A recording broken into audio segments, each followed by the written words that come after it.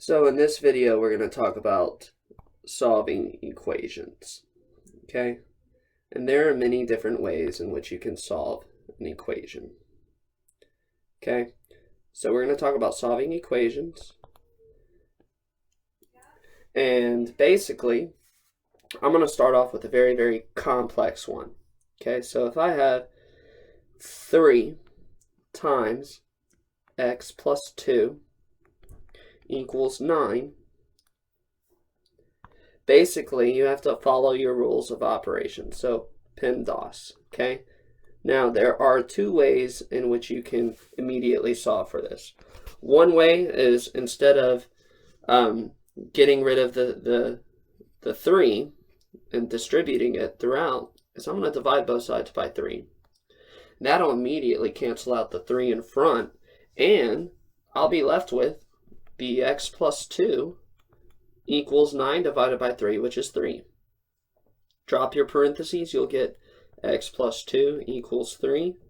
Subtract 2 from both sides of the equation, and you get x equals 1. Now the cool thing about it is plus 2 minus 2 is the same thing as 0, so it'll cancel out. Now that's one way you could have done it very, very easily. Another way in which you could have done it is you could have taken this 3, okay? This is the way I would have done it because it's faster. I like that way. The fastest way is always the best way to me. But essentially, what people get hung up on is this rule right here. They'll take this process and they'll distribute the 3. So you have 3 times x plus 2 equals 9. What they'll do is they'll take the 3 and they'll distribute because of the distribution property, and they'll get 3 times x plus 3 times 2. Now, it's not a bad thing to do that. You're still following your order of operations, okay? You'll get 3x plus 6 equals 9, okay? You subtract 6 from both sides, obviously. Okay, and I like to use these T-charts to know what I'm doing. That'll cancel out.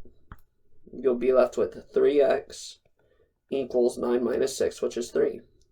Divide both sides by 3 to cancel out the 3 in front of the x.